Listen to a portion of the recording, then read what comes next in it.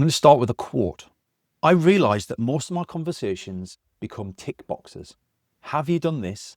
Can you send that? And somewhere along the way, I stopped actually talking. That, as I mentioned in the last episode, is a quote from the fabulous Sarah Denner, who is launching her own podcast. She's not a client of ours. She's kindly sharing her thoughts and her journey as she goes along. And we're going to do a compare and contrast between how she feels about podcasting right now and her expectations at this very early stage pre-release versus where she'll be in 6 months' time and a bit of the journey between. But that conversation, that quote that I've just quoted there, that's direct from Sarah, and it's a very honest one. And I'd be willing to bet Sarah is far from alone in that. Now, I've been very much banging the podcast drum recently. Everybody who knows me knows I'm a huge fan of podcasting. But I want to call out that this isn't specific just to podcasts. You can do this in lots of other ways, right? So what we're going to talk about today is turning transactional conversations into transformational ones, where we feel like we're getting something out of this, but we're also creating content at the same time. Doesn't need to be a podcast, it can be a one-off interview. I sometimes do co-created webinars with people, co-created interviews. We might dive into each other's stories, kind of like two podcast hosts interviewing each other. I've also done deep dives on very interesting people to get behind the scenes and understand their thinking and why I think that their viewpoint is very contrarian or different to what most people would be. I think a lot of people approach content from the perspective of, I need to get this done so that I can market myself. And hands on heart, that is the exact viewpoint that it will sink. It's true to an extent, but if you approach it from the perspective of, we need to get somewhere together, whether that's you and an interviewee, or whether it's you and the audience, then we start to change the conversation, because it moves from, hey, would you like to buy my services? And I'm on video, right?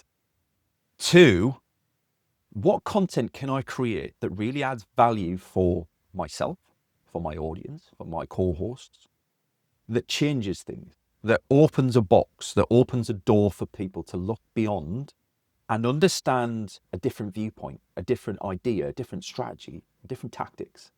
And I think that's why I'm such a big fan of podcasting, because it allows me to do that at scale, right? Like, it allows me to get under the skin of people at scale. I can do it weekly, and I can get a conversation with a fantastic person time and time again as part of my normal week, which makes me feel better, makes me feel more passionate, gives me some time away from what I naturally do, or also helps shine a spotlight on them, makes them look like a rock star, hopefully, gives the audience, my audience, something to get their teeth stuck into, those small clips.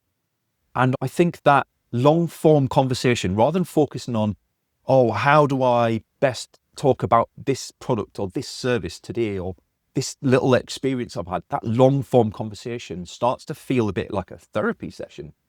All right, it's good. It feels good to be doing it. It's interesting. And you can find a way to really ignite your passion and creativity there. And I think done in the right way, that content, whatever that looks like, can help reconnect you with what you set out to do in the first place, what your vision is. And that's the difference in strategy between going from, I need to get this done for marketing purposes, to, I want to create something that has a purpose. It has a vision in the long term. How do I want to help people who watch this content? Because, and I'm quoting Bob Berg directly here, is revenue is an echo of value. You add the value, the revenue will come all of its own accord. Help your audience understand something that they've never understood before, they struggle to understand well, something they always get wrong, feelings they must always have because of these things happening, and do that in a conversational style, and you'll break down the barriers like nothing else. So, when conversations become transactional, creativity dies, and podcasting, video content, video interviews can really help bring that back if you let it. Thoughts for this week? Let me know how you get on with that. Are you going to do something about it? I'd love to see somebody just get their teeth finally stuck into something, get off the fence, do something about it, stop thinking about it and get it done.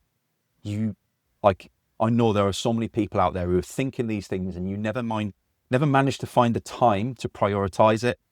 There is no better time than now. Plant that tree, get it started. Tell me about it, and I will absolutely be all over your posts and your content, because I love seeing people finally get unstuck and get things moving. I'll see you next week on the Content Classroom.